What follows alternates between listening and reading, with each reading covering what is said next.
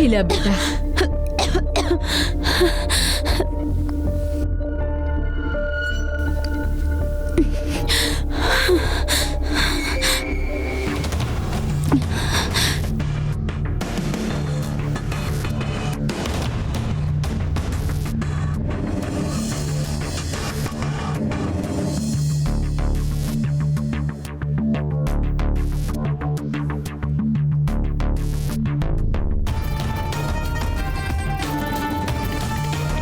ल खा ला, चिंता मत करा, हमनी बानी तोरा साथे।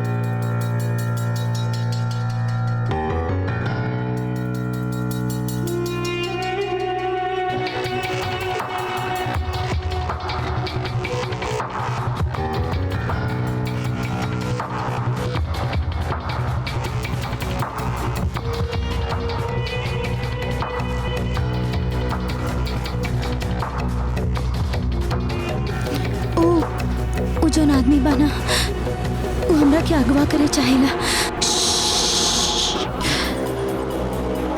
ओकर ना पूरा गैंग बा, वो लड़की लोग के अगवा करके बेच देवेला। हमरा के बहुत डर लग रहा बा, वो कब से हमारे पीछे पड़ल बा। नाम का तुहार? संध्या।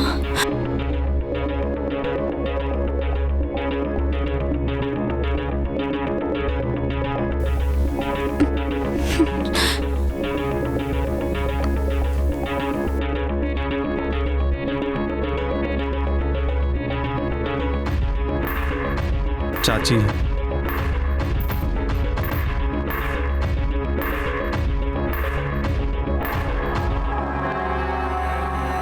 अरे कंडक्टर, अरे बस रुकी, बस रुकी, बहुत जोर से आइल बा। अरे माजी बस एजे ना रुकी, बस आगे ढाबा पे जाके रुकी। ना रुकोई बना?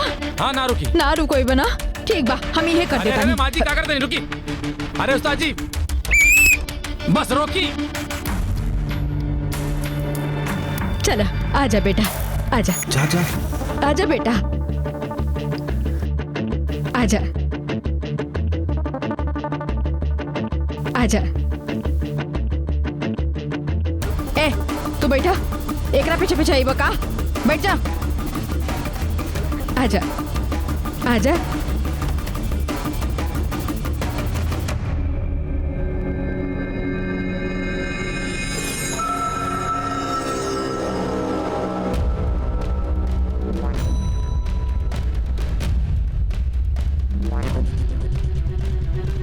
छुप जा यहाँ।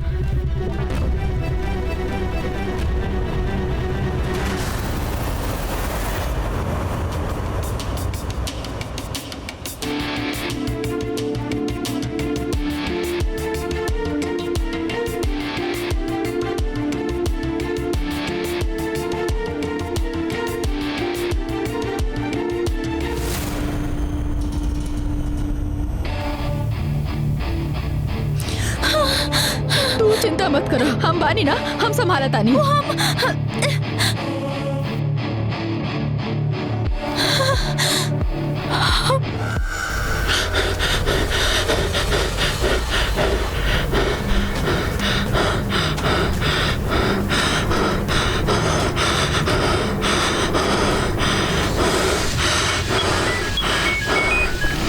हेलो। हाँ रुक्मिणी, कहाँ पहुँचनी? हम बस हम फोन करा था तारा। अरे तो सुना था। हेलो संध्या कहाँ रह गई तू? तोहरा चक्कर में तो हम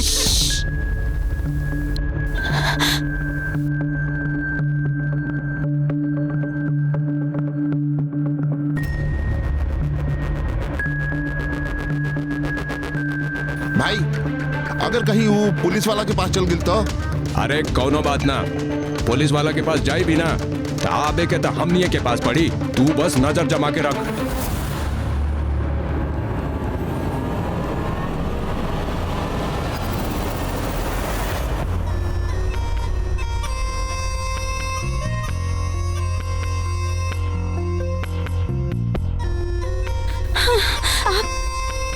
आप हमार जान बचानी ओकरा खातिर आपके धन्यवाद। ठीक है, तू अपना घर जा, हम जाता नहीं, बहुत दूर जाके बाद जबलपुर सवेरे पहुंचे गया। ख्याल रखिए अपन।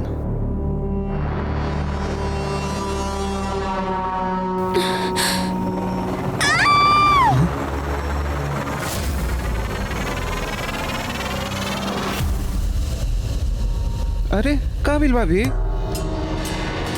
उनकर फोन नहीं खे लागत। अरे तो लग जाई भाभी, फोन डेड हो गई होई। अरे करतानी कह के फोन काट देले, कैले ही ना हर 5 मिनट पे बात करेले, पता ना कहाँ हो अरे गई। कर ली है भाभी, अब हर हफ्ता तो जात रहे पेमेंट लेवे खातिर, वो ना ज्यादा सोचे नहीं। अरे संध्या, अरे कैसे हो गई?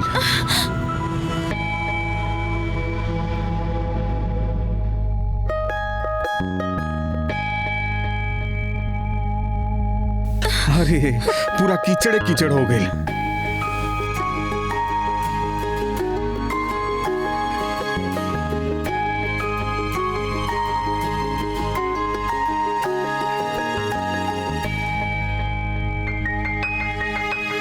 देखा हमके ना बहुत बैड फीलिंग्स आ रहल बा। पक्का वो मुसीबत में होखिए केशव। अरे भाभी रघु ना खाम खाई बहम पालना छोड़ दी।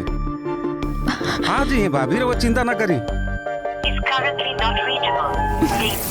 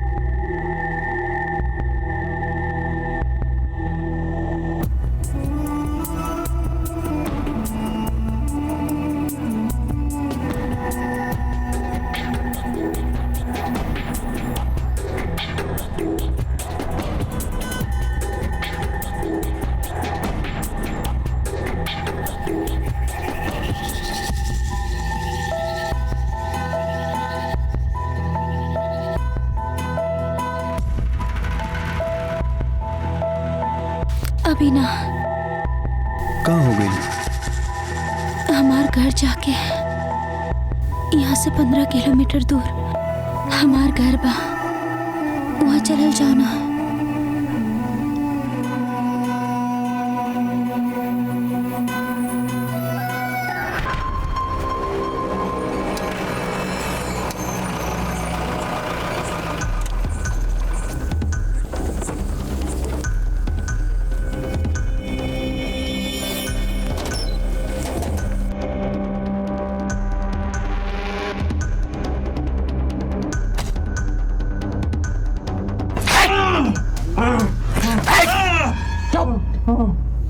Hey, call up.